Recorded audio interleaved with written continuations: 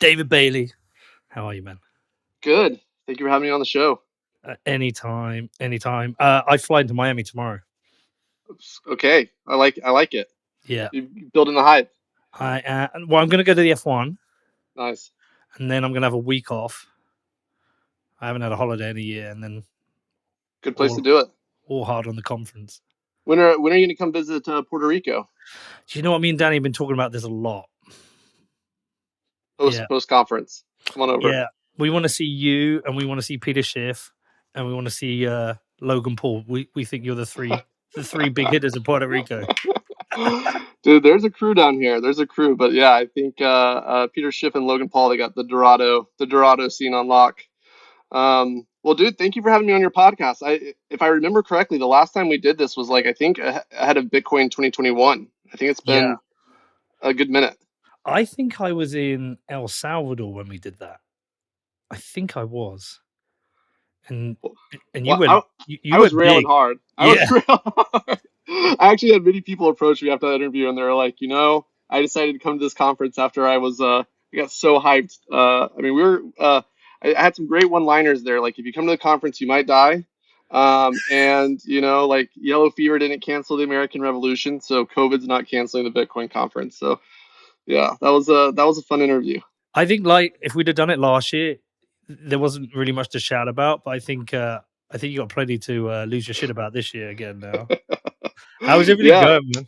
Everything good. Ready, or is it chaos? No, it's chaos. Every year is chaos when you're this close to the event. It's like when you're about 45 days out, we go through our annual canceling moment. So every year we get boycotted by somebody. For some reason, about 45 days out, it happens perfectly. This year it was Ordinals. Last year it was the Cuban Exiles. It was the San Francisco Feminists. The year before that, it was because of COVID. We also got canceled over Surfer Jim. I don't know if you remember the whole Chamath thing where Chamath tried to dunk on Surfer Jim and it kind of blew up in his face. Yeah, he didn't come, did he?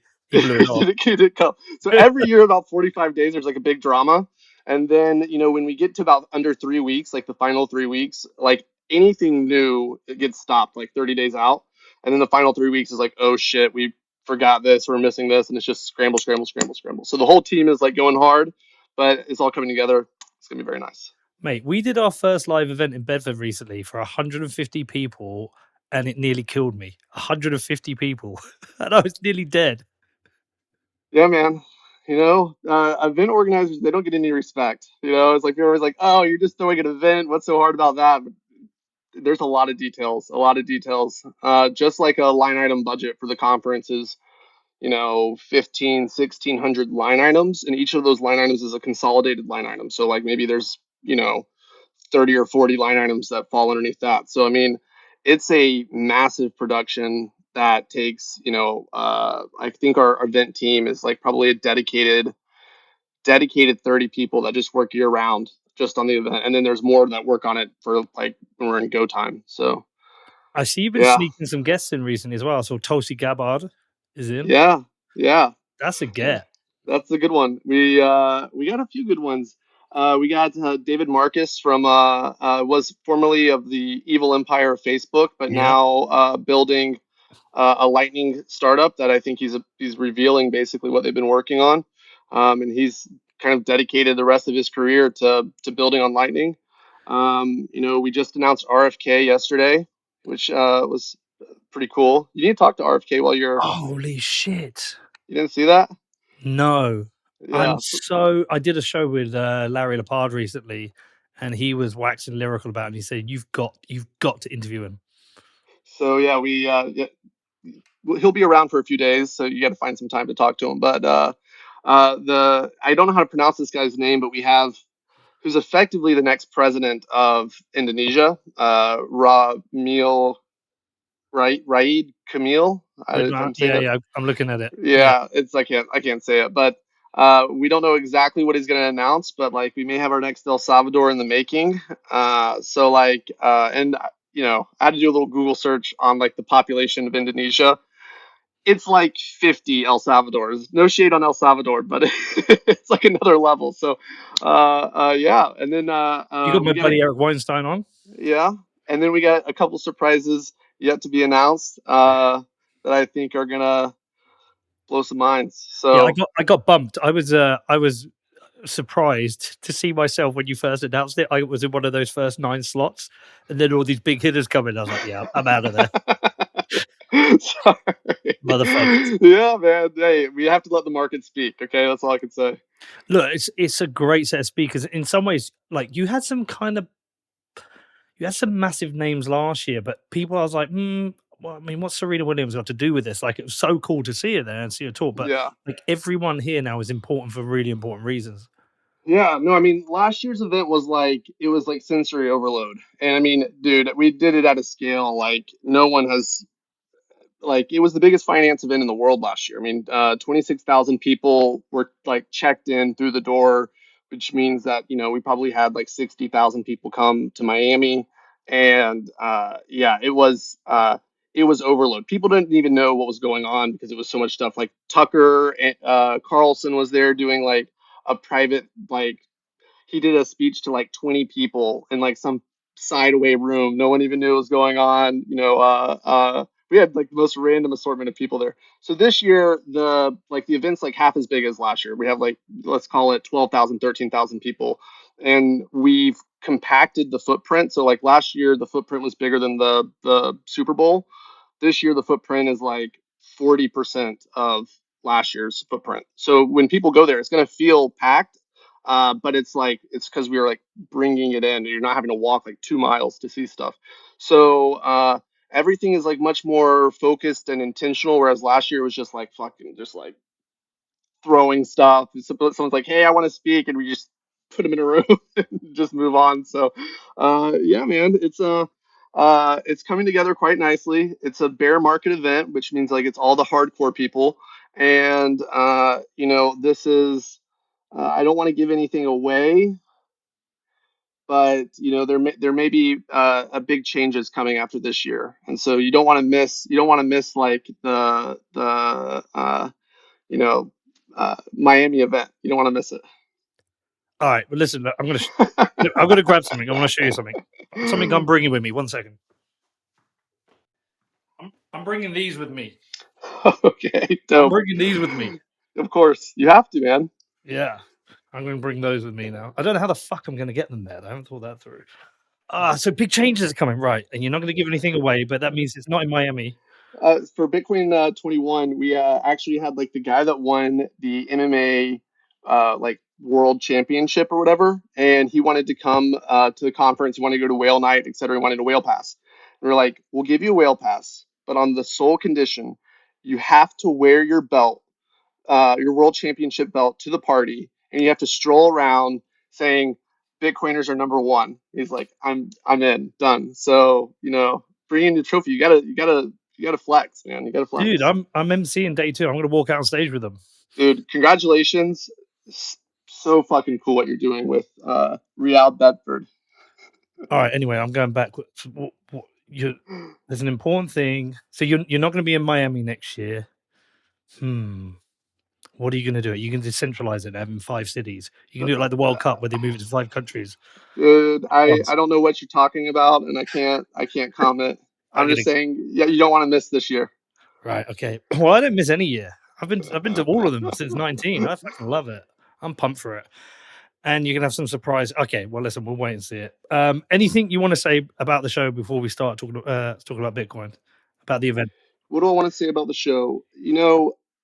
All I'll say is this: like, there's a lot of hate that you'll see on social media, maybe targeted at one speaker or another speaker. Like, we have speakers here that have many different views, many different perspectives on Bitcoin, how they use Bitcoin, what Bitcoin means to them.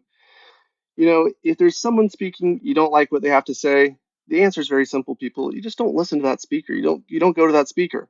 But what I would challenge you to do is to go with an open mind, listen to people that maybe you don't agree with, hear where they're coming from, have a good faith like meeting of the minds. And the goal is to walk away with this conference inspired to go do something. Like, be inspired to get off your keyboard, to get off Twitter for a few minutes and go create something. And if you don't like what somebody has to say, go create the thing that you think is a better version of what they're saying. And if you do like what somebody has to say, figure out how you can join forces with them, work with them, and push forward that initiative. That's what this fucking conference is about. And there's so many startups, there's so many technologies, there's new core developers every year that come out of this conference. And so, like, ignore the shade. It's always edgy and cool to be like, hate on the thing that's is, I guess, the top show. I hate to say it like that, but that's what but come with the mindset of like, how are you going to walk away with this doing something for Bitcoin? Because that's why we organize this. That's what we want people to come there with the mindset to do. I don't think it's cool anymore to be edgy and critical of everything. I've noticed that it doesn't work so much anymore. I think there's too many reasonable people who've come into Bitcoin in the last 2 years.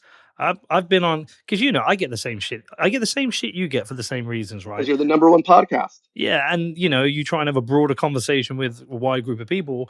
I've been every now and again when I go in Nostra, Yeah. and like someone tries to give me some shit, they actually get shouted down. They're like, people like, fucking grow up. I think that's a really small, irrelevant group now. So, Well, dude, the only thing that matters from that perspective is proof of work. If you put in the work and you deliver the results, that speaks louder than anything else can. exactly. And so, like, the fact that you keep creating a podcast that's fantastic and is dominant, like, dude, you don't need to say like that. That says everything you need it to say.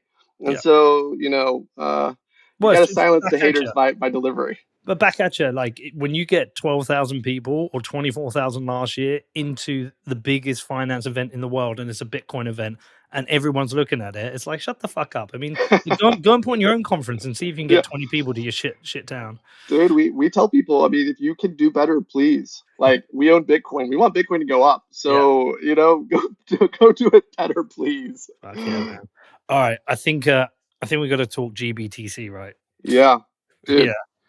Dude, Ugh. first off, I just want to say, like, we are connected to all the, I guess, the different Yeah. groups involved in this.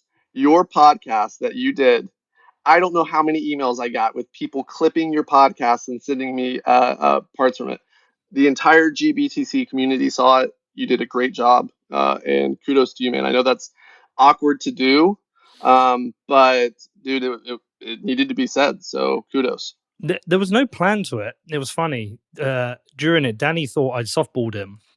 There was no plan. When we sat down, we got a beer, we had a chat, and I just started asking about the background. And as I was doing it, I was realized hold on, if you knew that, you should have known this. So we just walked through it, and then by the end, I was like, "Hi, I don't believe you."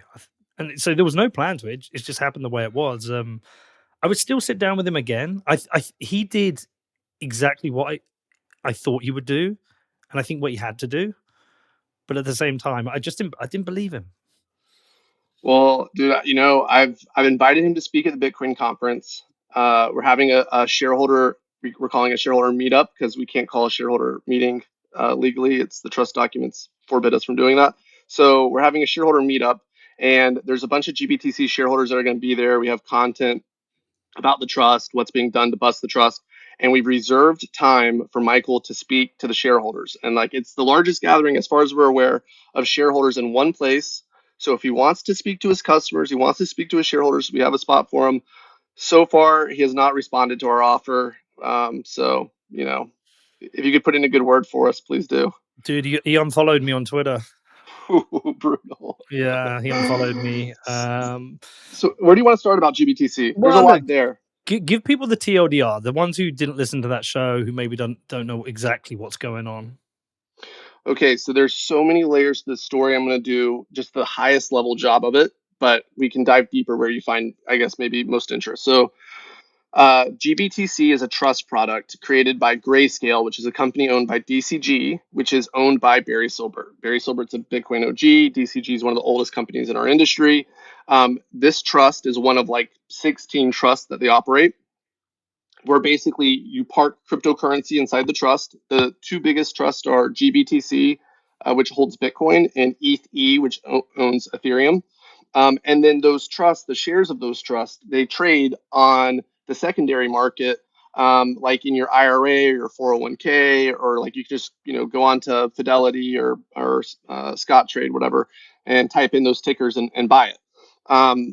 those holdings of those two trusts, GBTC and ETH, the rest are pretty small, but those two is worth like roughly $25 to $30 billion right now. That's how much crypto they're holding. Um, for specifically for GBTC, they're holding 630,000 bitcoins, which makes it the world's largest holding of Bitcoin. Um, but because of some sketchy shit that has been done at the DCG family of companies, and because of some unethical, duplicitous behavior from the management at Grayscale, the value of those shares that people bought, which are supposed to reflect the holding of those assets, are trading at a massive discount. So right now, GBTC is trading at a 40% discount to the value of the asset. So let's say it's sitting on hypothetically $15 billion in Bitcoin. These are just rough numbers. $15 billion in Bitcoin. Right now it's trading at, let's call it $9 billion Yeah. as this valuation. And ETH, it's even worse. I think it's like a 60% discount to the assets that it's holding. So there are roughly 850,000 shareholders of GBTC, almost a million people. They're collectively down on this trade, like let's call it $10 billion. And a lot of these people, they actually bought these shares at a time when they were trading at a premium. So like there was one point in time where the value of the shares were worth more than the assets underpinning them. So maybe I bought the shares at a 30% premium and now we're at a 40% discount. So I've actually lost like 70, 80%. And so like the scale of this situation is like, it is, in my opinion, bigger than FTX Alameda. It is, FTX had a couple million customers, and they lost $8 billion, or $9 billion. Most of it will be recovered. With this situation, you have Grayscale that's lost shit. 15, $16 billion between ETH and GBTC, reflecting 1.5 million shareholders. And that doesn't include Genesis, which is deeply connected to this story, which is another company owned by DCG, which has maybe 400,000 creditors. You might know the number better than I. I don't know the number. And they've lost those creditors $5 billion. So taken together, like this is way bigger than FTX. And I actually think it's like maybe at the source of a lot of the frauds that happened over the past year really can be explained by behavior coming from this DCG criminal enterprise. Whew. All right, bold statement. So we'll come back to the Genesis part. So Michael Sonnenshein said to me, he's working tirelessly in the best interest of GBTC shareholders. But my understanding is that there is a way of closing the NAV now, and Yeah. that's to do with the commission they take. Yeah, well, there's a whole bunch of stuff they could do. First off, like according to some people we've talked to, one of the things that make the biggest impact is there's all these sketchy inter-party dealings happening between Grayscale and Genesis and DCG. If they would just pull back the curtain, reveal all the inter-party conflicts, all the inter-party transactions, and just were fully open, Komodo, transparent with people about what's happened, that would bring back confidence in at least in the management team in the business, and like that alone would improve the situation without costing a dollar. Now they can't do that because they've done some really shady shit that they'd get in trouble for, and that's like why they don't want to like go open Komodo. The next thing that they could do is like they could just charge like fees that are commercially standard, that are similar to what anyone else would charge for a similar product. Instead, they're charging these exorbitant fees that are based off the NAV, which is the assets that are being held and not the actual value of the business. And so the effective fees that are being charged is like 4% per year. So when you're looking at, like, if I'm a shareholder or investor and I'm looking at which trust do I invest into, and there's this trust that holds Bitcoin and it charges 0.75%, and there's this trust over here that charges effectively 4%. I'm picking the one that's cheaper. Like, why would I pick the one that's charging me 4% a year? So if they could just make their fees competitive, that would improve the situation. And then maybe the question that somebody listening to this would have is like, okay, well, if their fees are such a ripoff, why don't people leave? And that's the real root of the issue, which is that you're not allowed to leave. They have no redemption program, even though they have the full ability to implement a redemption program immediately. They choose not to because that would result in lower fees. And instead, they create this narrative that they are aggressively pursuing becoming an ETF through suing the SEC, and dragging out this long process while this entire time they're just chipping away at the amount of Bitcoin that are sitting there by charging these exorbitant fees. So it's a tough situation. And one thing I think you asked him this was like, why don't you lower your fees? No, And I he's didn't. like, I didn't. You know what? It was on my list, and I didn't because we got to the point where he was getting told to leave. so he keeps saying it like in interviews, like, hey, we're committed to lowering our fee once we become an ETF. That makes no sense. An ETF costs more to run than a closed-end trust does. Like with an ETF, you have a redemption program. You have to basically process withdrawals every day. Like there's a lot of work to run an ETF. With this trust, you do nothing. They don't create shares, they don't redeem shares. The Bitcoin just sits there. All they do is file with the SEC. So like their costs are going to go way up when they become an ETF. So the only reason they would lower their fees if they became an ETF is because you have the ability to leave, and everyone would leave at their current fees. So it's But in my at 2%, they charge it on the Bitcoin? And if so, that's what 12,500 Bitcoin a year. 13,000 Bitcoins a year. Yeah, 30,000 Bitcoin a year. So that's about 400 million. yeah. It's like Yeah, the most profitable trust in the world. yeah. So the if you were cynical, you would say the incentive here is to drag this out as long as possible because Never redeem. yeah, if you can drag it out for 3 years, you've made over $1 billion, and if the Bitcoin price goes up and doubles, it's $2.5 billion. So there's an incentive to keep people trapped within this. Has anyone run the calculation how many years it would take for them to essentially have half that Bitcoin as theirs? Well, no, but eventually you could drain it down to zero and take a Yeah, long time. But yeah, I mean, it's that's my opinion of what's happening. And the thing is like if the price of Bitcoin 10x's, their fees 10x. So like if the price of Bitcoin goes up 10x, they're going to be making 3 billion a year in fees for doing the same work that they were doing back when they were making 10 million a year in fees. And the only reason they get to charge that is because they won't let people leave. So I've been told, this is like we're entering into the speculative realm because I can't verify this myself, but I've been told that even if Grayscale wins their lawsuit against the SEC to become an ETF, that they intend on having a multi-year period to actually convert into an ETF. of course. So even if they win and they get approval for their ETF, it's not like, hey, we're opening up. It's like, yeah, we're opening up in a few years once we've extracted, another 50,000, 60,000 Bitcoins from this thing.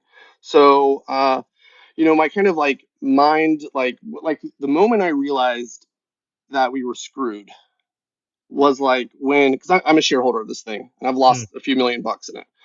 So like the moment I realized that we were screwed is like I had always bought into this story that they wanted to become an ETF. Like I thought they were being honest about that, and I'm like mhm. I'm down with the cause. I want to see that happen. Like I'm in this fight with y'all. Well, when I ran the numbers and I realized like okay, they have 3.3% of the world's Bitcoin. They're charging 2% of NAV for them to be an ETF, like the best rate they're going to be able to charge, like the worst rate they can get away with is like 75 basis points. Okay, well at 75 basis points, they've reduced their fees that they're making their income by 2/3. They're making 1/3 of what they used to make. So, assuming no one leaves the trust when they open it up to become an ETF, they would need to 3x the amount of Bitcoin they're holding in order to make the same amount of revenue they're making right now. And when you have 3.3% of the world's Bitcoin supply, 3xing that means you'd have to have 10% of the world's Bitcoin supply. Where are they going to get another 2 million Bitcoins? There's only like a million something Bitcoins on all the exchanges globally.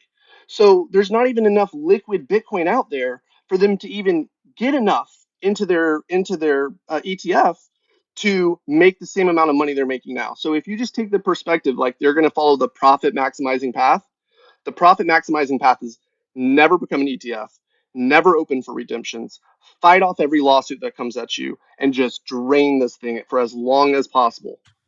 It's like an inverse Ponzi. Yeah, well, the Ponzi part happened at Genesis. Let's come back to that one.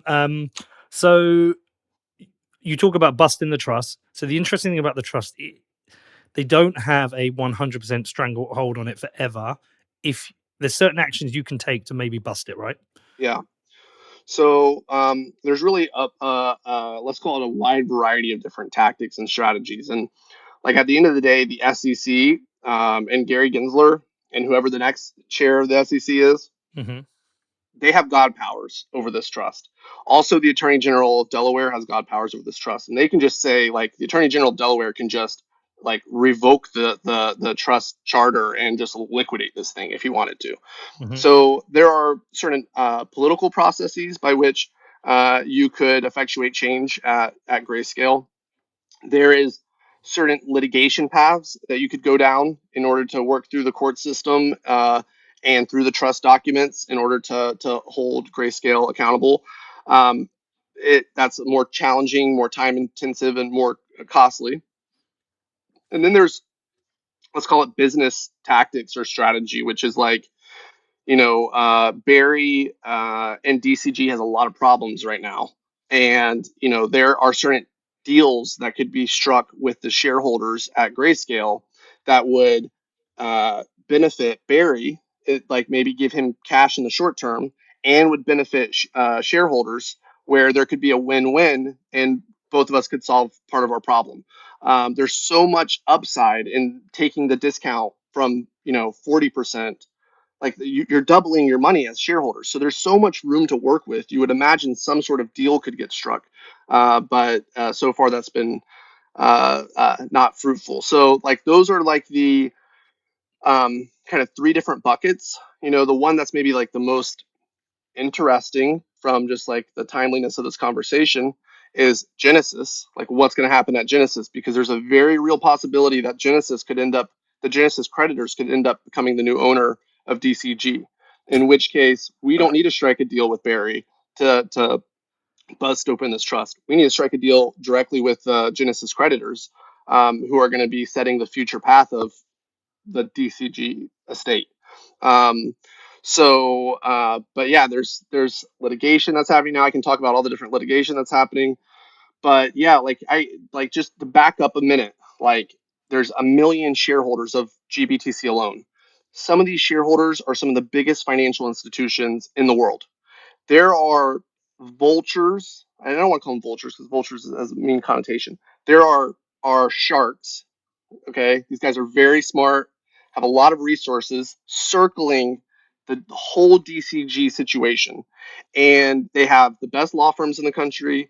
They have all the capital you could possibly need, and they are probing this thing in every way possible to figure out where are the weak points, where we can bust open this $30 billion and unlock all of this value. So um, in some ways I feel for Barry because he's kind of like on an island, and the sharks that are circling him, they're not like little baby sharks. These are like what do you call them? Megalodon, Megalodon. prehistoric sharks that can just eat the whole island. So yeah, and our little tiny role that we play in this is like we're like a runner back and forth between all these different parties, connecting them. We're in a unique spot where we know who all the other different shareholders are in a way that other shareholders don't. So we just kind of help piece together different tactics that people are taking and try to be helpful and connect dots as we can.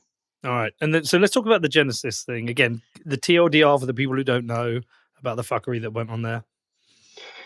So, I don't have all the Yeah. statistics to the same degree I have with GBTC. I can talk about how it interacts though with Grayscale.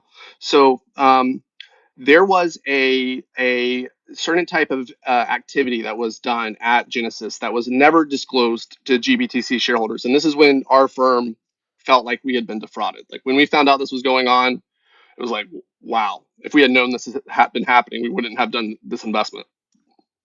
But basically, Genesis was lending Bitcoin to a handful of select firms, allowing them to, on the condition really that they take that Bitcoin, they park it in the Grayscale Trust, which you had to put Bitcoin in to get shares in the trust. And then they were letting them take the shares that they got, which are supposed to be restricted, meaning that you can't move them, you can't trade them, you can't sell them for 6 months. And they were allowing them to take those shares, use them as collateral to borrow more money from Genesis and park it in the trust. And they basically enabled this cycling to happen. And so if you look at the assets that were in Grayscale at the end of 2019, there was like 300,000 Bitcoins that were in the trust. And it had been growing linearly every single year. Okay, 2019 is when they, in 2020 is when they signed these master loan agreements at Genesis with firms like some of the best names in the space, BlockFi, Three Arrows, Alameda, Celsius, Babel Finance. Basically, every firm that blew up is who they were doing this trade with. And the amount of assets that were inside of GBTC went from 300,000 Bitcoins to 650,000 Bitcoins in 1 year time. And then they stopped creating new shares when the shares started trading at negative. So, like, they used this financing tool to flood free Bitcoin into the hands of Ponzi schemes on the condition that those Ponzi schemes then parked the money back with them in a different vehicle where they knew the Bitcoin could never come back out. And the end result is not only did they flood the market with shares, which has caused this massive discount, but the creditors at Genesis, who are now fucked and have lost all their money, okay, well, where did their money end up? It ended up inside of Grayscale. So really, it's like I like he defrauded the Genesis customer base. He used y'all's Bitcoin. He laundered it through a Ponzi scheme. He had the Ponzi scheme give it back to him in a different vehicle, and he still has the Bitcoin. Like, it's still sitting in Grayscale's trust. So, and he's making fees off of it. So it's kind of a sick thing that happened there. And if you compare what happened with like FTX and Alameda, there's a lot of parallels. FTT is their GBTC, token. Alameda is their DCG. It's their slush fund where all the profits get spent on whatever they want to spend them on. And Genesis is their FTX. Is where the customers get lured in to deposit their funds, and that then get sucked right back out to go into the other parts of the empire. So, and these loans that were happening from Genesis to all of these illustrious characters, not like they were never disclosed to at Grayscale. And for the longest time, if you ask Michael Sonnenshein, hey, what about these loans? He'd go, that's Genesis. I have nothing to do with that. Okay, if Well, you he go to tried. the exactly, if you go to the bottom of those master loan agreements, his signature is on every single one of them. Grayscale has to approve the transfer of those restricted shares, etc., every single time. So we only know about one of them. We only know about the Three Arrows one, where the documents actually came out in the bankruptcy case. But there's more, and they're going to come out in time, and we're going to see who else they were doing this trade with. I also thought it was like interesting from your interview. Michael said that they know every one of the customers that comes in. He's like, oh, we do chain analysis, we do KYC, and you were asking about that, and he kind of like gave up the game a little bit, where he said, oh, Mm. well, it was Bitcoin coming from Genesis, and so when we do a chain analysis on it, like it was like it's Genesis's Bitcoin, and it's like, well, how can you say that you know the source of the customer funds when you took funds from the biggest Ponzi schemes in the industry? And however you were able to take those funds in, whether you washed them through Genesis or whatever, you weren't able to detect that this money, that these firms were Ponzi schemes. Like, the whole point of the KYC process, the whole point of the chain analysis process is to detect criminal activity. And you created a structure so that that criminal activity could just be washed and come right in. And now the victims are the shareholders, the million shareholders who are sitting on a fucking asset that's down 50% because of that behavior. So, anyway, now I'm wilding a little bit. So, Yeah, but I don't know how they thought they'd get away with it. I don't know how they thought the party would go on forever. that is one of the big mysteries to me too. And one of the things that people have told me is like, well, Barry has a background in bankruptcy, and like Barry thought that he could structure this in a way that he's going to get away with it. And if that's the case, this guy is an absolute just like, hey, I'm going to run this scheme. I'm going to make sure I set up the right shell entities so that when I fuck you out of all your money, I'm going to leave you with nothing to go after, and all your profits are going to be in another vehicle you can't touch that I'm going to make my money on. Like, if that's intentionally designed, that is dark. Yeah. And I will say, in terms of the intentionality, the trust documents at Grayscale got changed 5 times over the lifetime of the trust documents. Mhm. There used to be a clause in the trust documents going back like all the way up to 2017, I believe, or 2018, that said if 75% of the shareholders get together and are unhappy with the sponsor, they can hold a vote and they can change the sponsor. Now, 75% is a really high threshold. Like, that's, most is 50 plus one, but 75%, okay, that's what the rule is. They changed that, removed it, and said, actually, we're amending the trust documents in the sketchiest way possible, like this implied consent way where there was no vote or anything. We're changing the trust documents so that no percentage is enough. You can't remove us as the sponsor. And it's like, what was the thought process behind making that change where you thought 75% is not a high enough threshold to protect us from how pissed off people are going to be once they realize what's happened? Like, that's Yeah, and I wonder if I thought about Barry a lot. I've met him, and I met him a while back, and he seemed like a good guy, and I had no idea what was only this fuckery was going on. But I was sitting there thinking, right, was he the mastermind behind this, trying to figure out like some grand scheme, or is it people within the structure of what he's got have come up with these ideas, and people who are running the loan book at Genesis have thought, well, we could do this, and like I don't know how intrinsically involved he was in, because it could be that someone is a big mastermind that comes over, or it could be just a chain of stupid decisions of trying, like Genesis are trying to get as many loans as possible. GBTC, they're trying to grow the trust enough. But I always come back to the fact that, well, there has to be a link between the two because of those loan agreements. There has to be a link. well, so yeah. I mean, like, I can buy in that like perverse incentives lead people to make bad Yeah, decisions. Where the line is crossed is when you realize that you've made bad decisions and that there's a lot of victims and that there's something you can do to make good to the best of your ability on those victims, you choose not to do that. yeah, That's where now there is no like, oh, I didn't know what was going to happen. Now it's like, you're hurting people and you don't care. Like, it's like you care more about your own self-interest than you do about fucking a million people or 2 million people. right. And Well, the that's exactly what I said to Sonnenschein in the interview. I said, you can do something about it. And he said, I'm working tirelessly for the shareholders. We're suing the SEC. I'm so brave. I'm suing the SEC. I'm the bravest guy to do that. And I was thinking, nah, you're full of shit. You can do something right now. Like all these people that you owe money to, and I'm not even worried about the people who've got 10 million in there. There's people in there who've got thousands. There's even Gemini customers have got thousands in there, but that's all they've got, or it's in a really meaningful amount to them.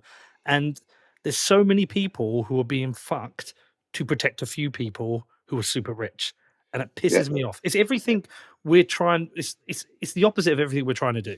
100%. And GBTC, like, it was sold as a product built by the adults in the room, and it was sold into people's 401ks and IRAs. And we've gotten 4,000 investors have now reached out to us. We've gotten hundreds of messages of retirees that are wiped out, that are like, I believe in Bitcoin. I still believe in Bitcoin, but I bought this thing at a premium. I'm down 80%, and I'm going to have to go get a job again. And I'm 70 years old.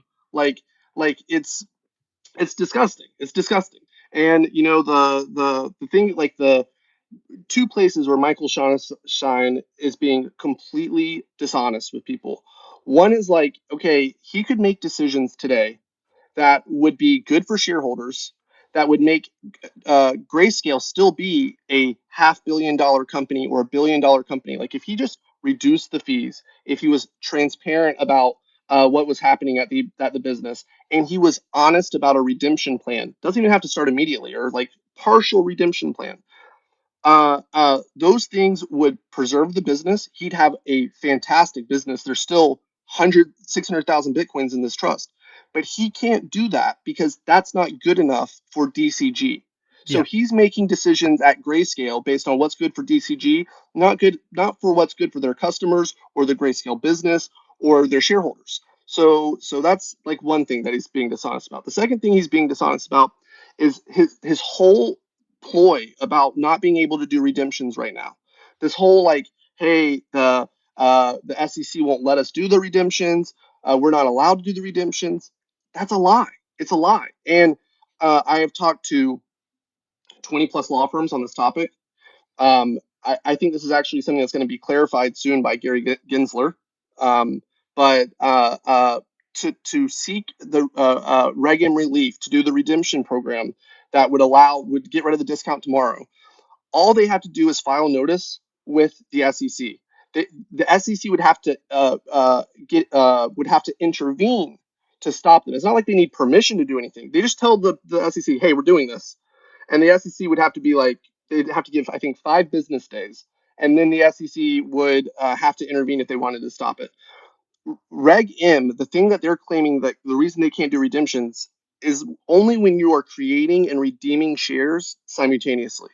If you're only creating shares or you're only redeeming shares, and there's been 1 year of time between one of those things happening, there is no controversy about being able to offer a redemption program. So his whole thing about we are singularly focused on becoming an ETF, so focused we won't even think about any other idea that we could implement right away to help people.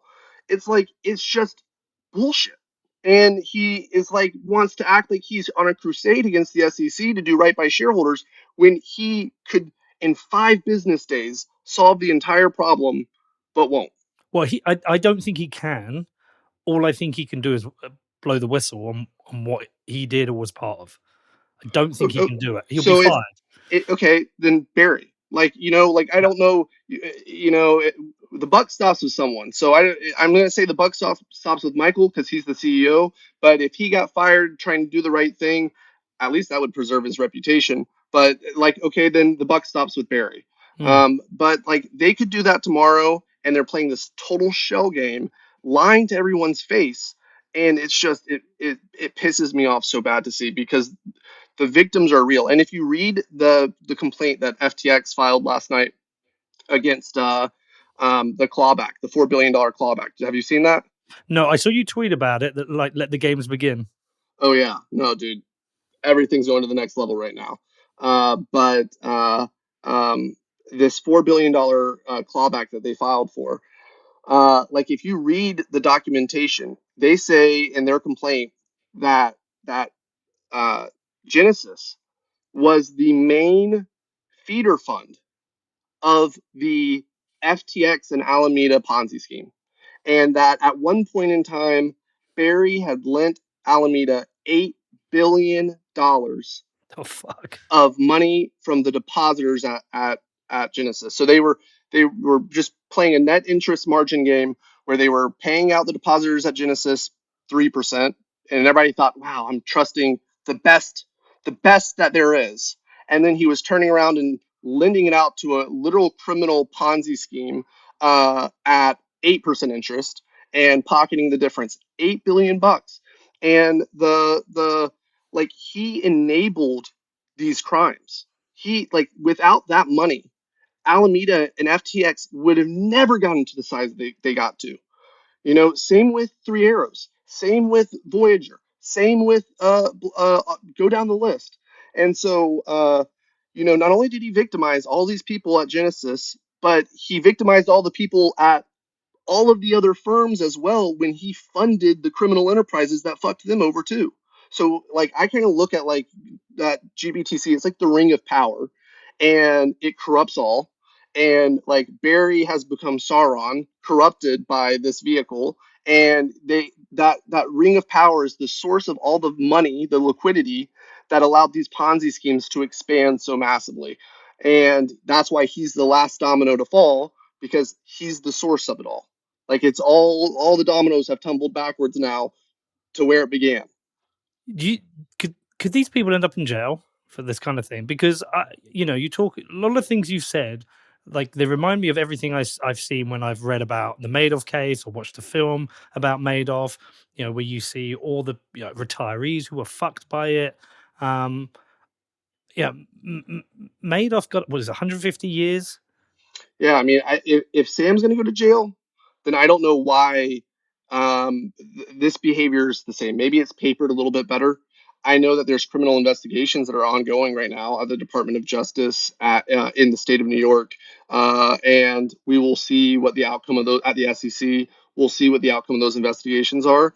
I'm a redneck from Tennessee, and we have a saying like, where there's smoke, there's fire, and like there's so much fucking smoke at DCG you can't breathe. So my guess is that as you actually dig deeper, and you get the documentation, the intercompany communication, etc., you're going to get the receipts for the crimes. But we'll see.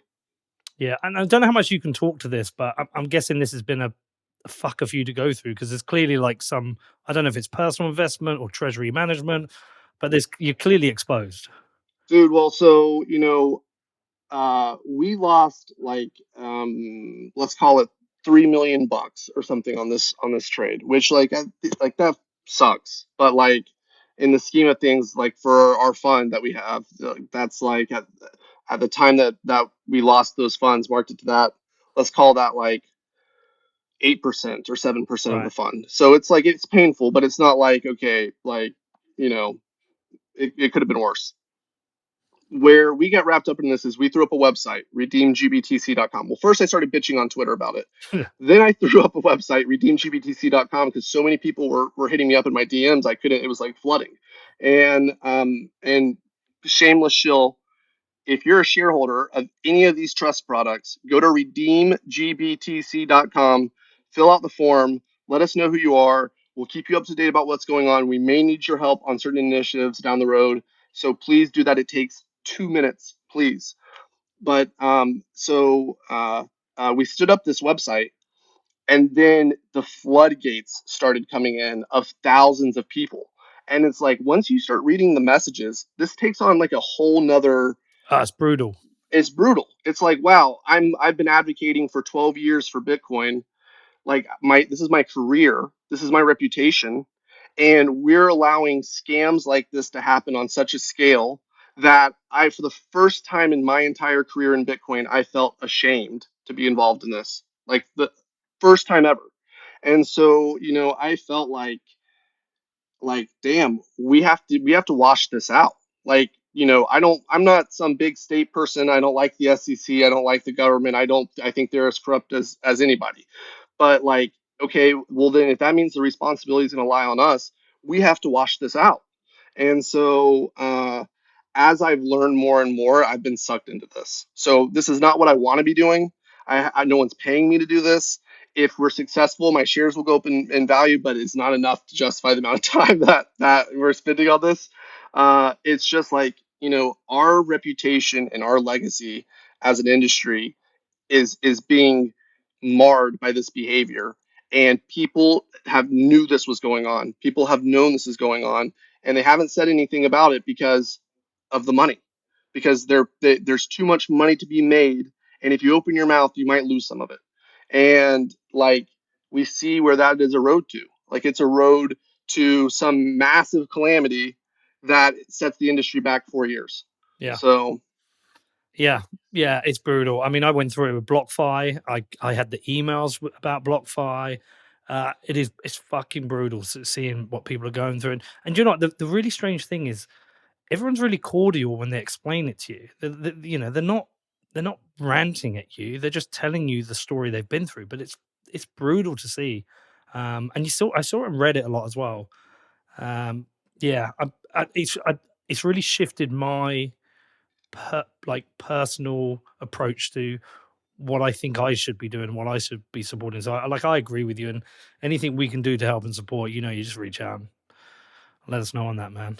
Dude, well, thank you. Well, I can tell you, you getting Michael on the record, other journalists interviewing Michael and letting him speak, the more he says, the more information that he gives shareholders, etc., into what happened. And even if he doesn't intend to, he is. So give him as many interviews as y'all can. Did I tell you how that interview came about? No. So I first interviewed him. He was like my 30th interview ever back in 2018. And so I've never spoken to him since. And we were going to New York to do a run of shows. And Danny, my producer, said, we should get Michael on the show. I was like, nah, mate, there's no chance he's going to come on the show. Don't even bother. He's like, okay. His fucking PR firm wrote to us and said, oh, would you like to have Michael on the show? And we're like, funny that. We're going to be in New York in 2 weeks. Sure. And they went, great. We'll get it set up. And like the whole time I was thinking, no, you're not going to come.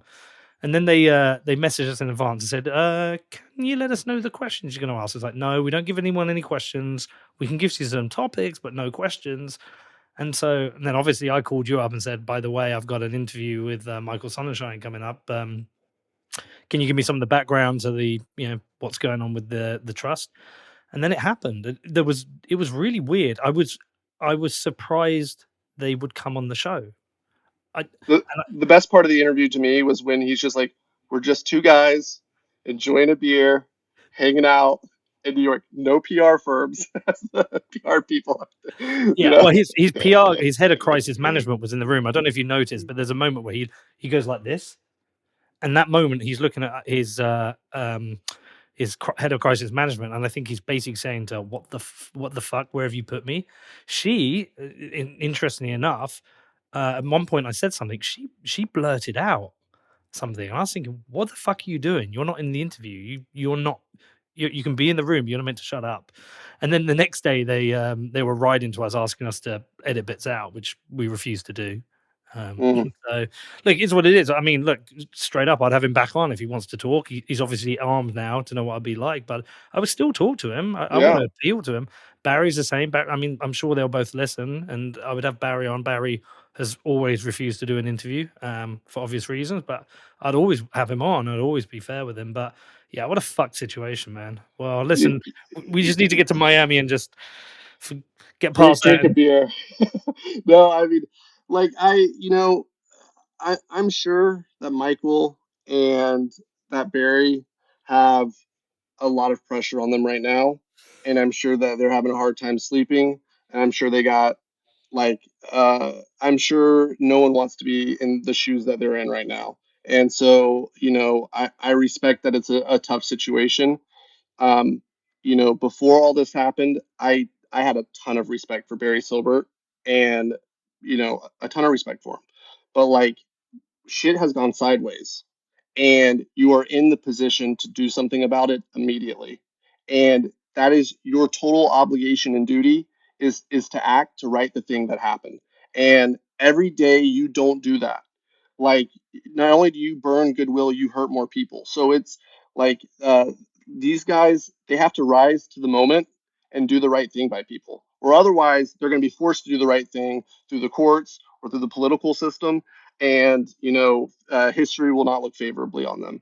So, but yeah, not to be negative, I'm excited for Miami. Yeah. I'm ready for a new epoch. I'm ready for fresh beginnings, and I'm interested to see who the new leaders in our industry are that are going to be able to rise up in the vacuum created by the implosion of all these firms. So, yeah. Roll on Miami. All right, man. Well, listen, look, I've got to go. I've got to go and pack. I haven't even packed. I've got to get up at 5 a.m. and go and catch this flight. So, listen, when are you getting in? A few days before the conference. So give me a shout. Let's hang out. Yeah, I'll find you. We'll hang out. We'll have a beer. I know you're going to be busy, but look, appreciate everything you're doing. This event, I've loved it. I've loved it since the first one in San Francisco. I always love seeing your mum. Always love catching up with her. It's brilliant, and I love what you did in Amsterdam with the conference there. So listen, anything we can do to help, give me a shout, and I will see you in Miami. Peter, much love. See you in Miami. Catch you later.